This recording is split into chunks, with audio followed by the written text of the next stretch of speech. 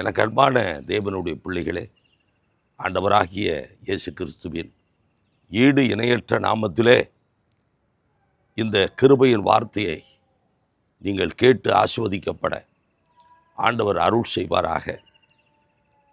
இன்றைக்கு நாம் இந்த புதிய மாதத்தினுடைய 2வது நாளிலே நாம் வந்திருக்கிறோம்.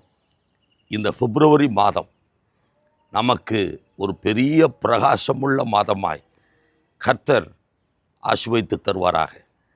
சங்கீதம் 118:27 வாக்குத்தத்தமாக பற்றி கொள்ளுங்கள்.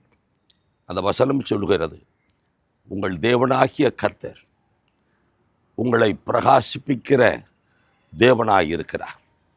ஆம், இந்த மாதம் உங்கள் வேலையிலே பிரகாசம், உங்கள் தொழிலிலே பிரகாசம், உங்கள் கையின் பிரயாசங்களிலே பிரகாசம், படிக்கிற பிள்ளைகளுக்கு படிப்பிலே பிரகாசம், உங்களுடைய ஆன்மீக வாழ்க்கையிலே ஒரு பிரகாசம், ஊழியத்தின் பாதையிலே பிரகாசம்.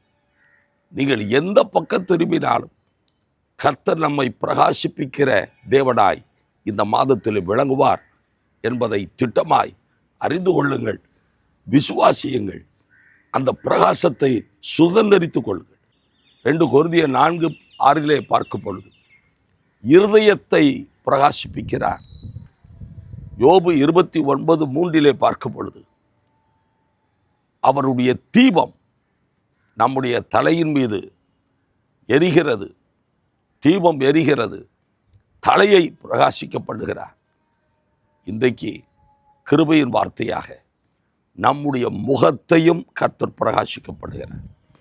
வேதம் சொல்கிறது, யாத்ராகமம் 34:29-35 மோசே சாட்சி பலகைகள் 2ஐயும் தன் கையில் எடுத்துக்கொண்டு சீனாய் மலையிலிருந்து இறங்குகிற போது தன்னோடே கர்த்தர் பேசினதினாலே தன் முகம் பிரகாசித்திருப்பதை அவன் அறியாதிருந்தான்.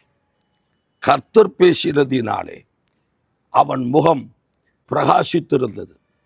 இஸ்ரவேல் புத்திரர் அவன் முகம் பிரகாசித்திருப்பதை கண்டார்கள்.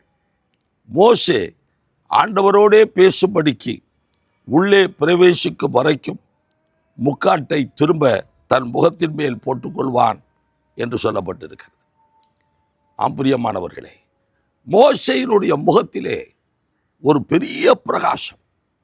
அந்த பிரகாசம் முதல் முறை 40 நாட்கள், 2வது முறை 40 நாட்கள் சீனாய் மலையின் உச்சியிலே அவன் கர்த்தரோடு இரவும் பகலும் புசியாமலும் குடியாமலும் தேவ பர்வதத்திலே தேவனோடு காணப்படுகிறான், தேவனோடு பேசுகிறான்.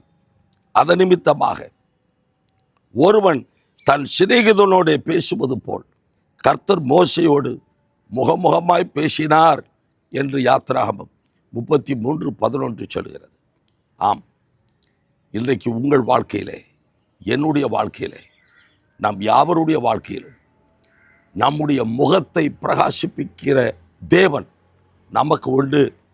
அந்த முகப்பிரகாசம் கர்த்தரோடு நாம் நெருங்கி ஜீவிக்கும் பொழுது, கர்த்தரோடு நடக்கும் பொழுது, அவரோடு பழகும் பொழுது, அவரோடு பேசும் பொழுது நம்முடைய முகத்தை கர்த்தர் பிரகாசிக்கப்படுவார்.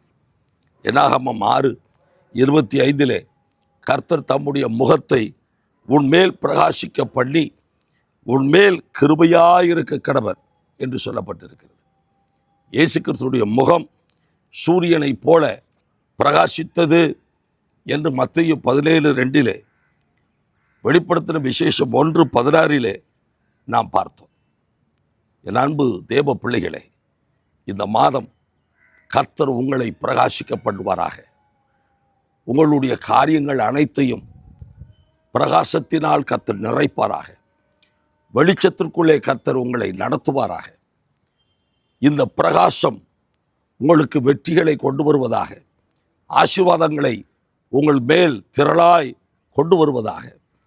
தேவ பிரகாசத்தினாலே கர்த்தர் உங்களை நிரப்பி மகிமையாய் இந்த மாதம் முழுவதும் நடத்துவாராக. God bless you.